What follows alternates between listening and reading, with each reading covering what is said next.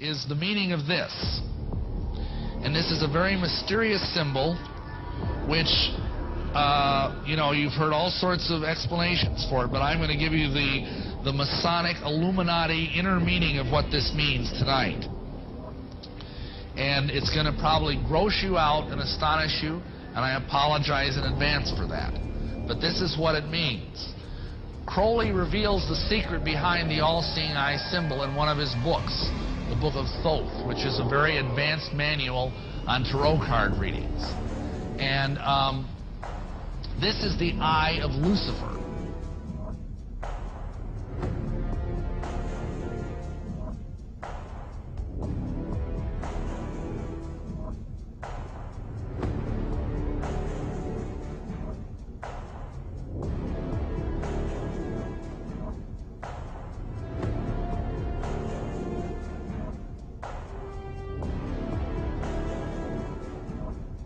And by the time the council came to a close,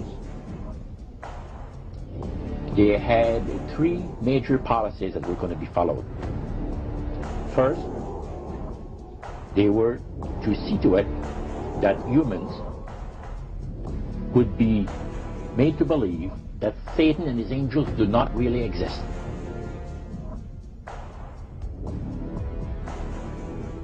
And he told us, he says, look, we worship spirits. We worship Lucifer and all his angels. They're just as beautiful as they did before they were cast out of heaven. He says there was a misunderstanding in the whole thing. He said among the inhabitants of the galaxies. And he says our master was misunderstood. And to these people, they are sold to the fact that Christ will not return to this planet with power and great glory. He's going to abdicate all claim to the planet. Because the high priest once said that Christ will abdicate all claim to the planet because he knows that it is lawfully and rightfully Satan's.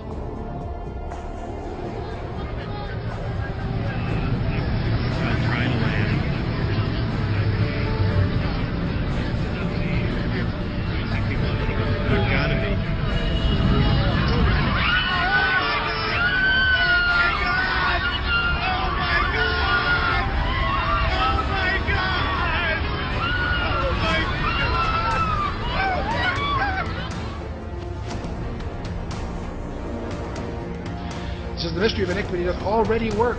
Only he who now hindereth will hinder until he be taken out of the way. And then shall the wicked one be revealed, whose coming is after the working of Satan, with all power and signs and lying wonders. Where is this guy coming from? From out of the Abuso. So he's not just some political leader that happens to be kind of gifted. No, this guy is empowered by Satan himself.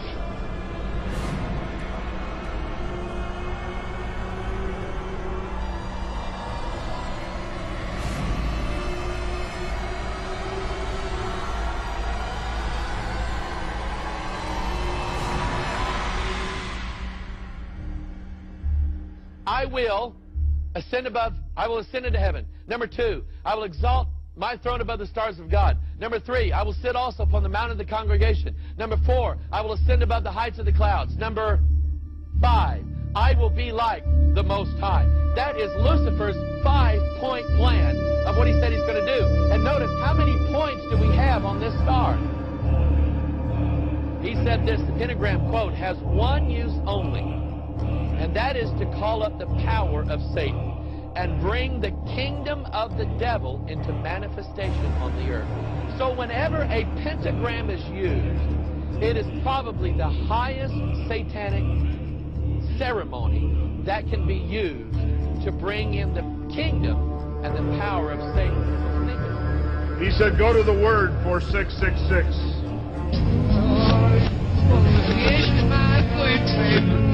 Did you hear that? Listen carefully. It says, I want to live it backwards, like the Zep, whose power is Satan.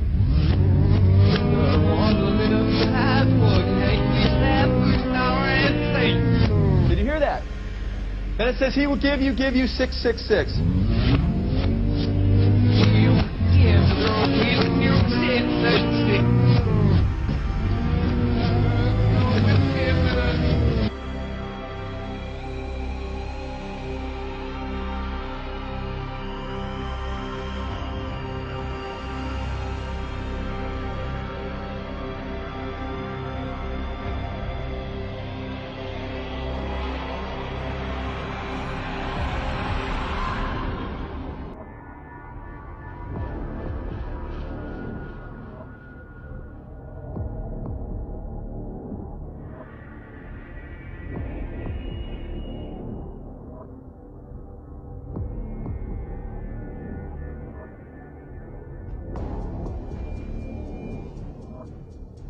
former head of the FBI, Los Angeles, California, retired in 1979. A gentleman came up and gave me a book. He said, Ted, in fact, that lecture was specifically on the McDonald case. Ted, here's what it's all about. Take this book and read it.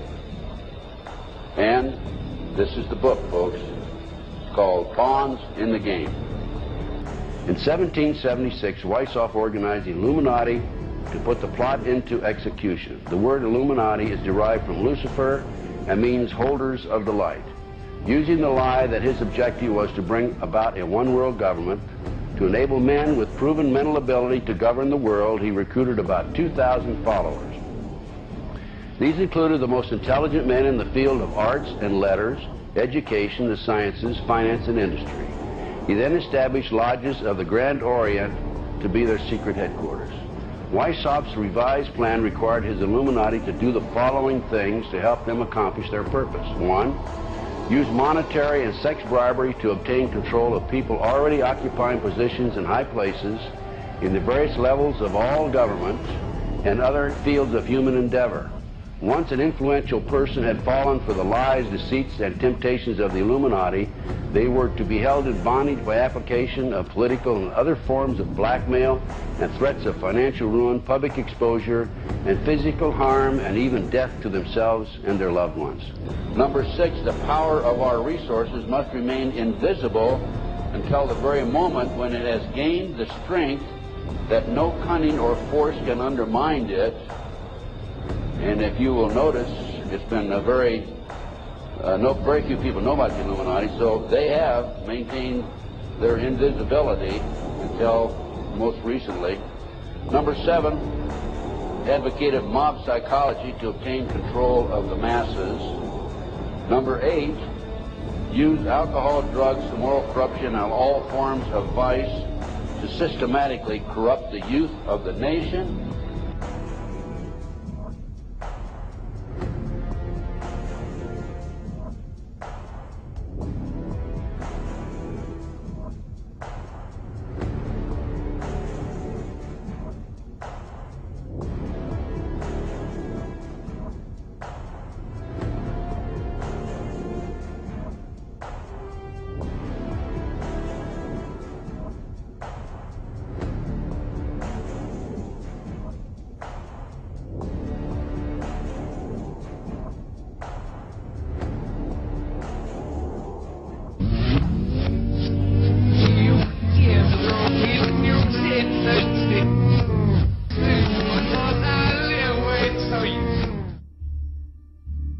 You have all the money in the world you need. You have all the power you need. What's the point? You know, what's the end goal?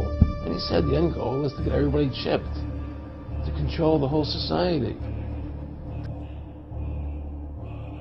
And we are, as a people, inherently and historically opposed to secret societies, to secret oaths, and to secret proceedings. Even today, there is little value in ensuring the survival of our nation if our traditions do not survive with it. And there is very grave danger, for we are opposed around the world by a monolithic and ruthless conspiracy that relies primarily on covert means for expanding its sphere of influence, on infiltration instead of invasion, on subversion instead of elections, on intimidation instead of free choice. It is a system which has conscripted vast human and material resources into the building of a tightly knit, highly efficient machine that combines military, diplomatic, intelligence, economic, scientific, and political operations. Its preparations are concealed, not published. Its mistakes are buried, not headlined. Its dissenters are silenced, not praised. No rumor is printed, no secret is revealed.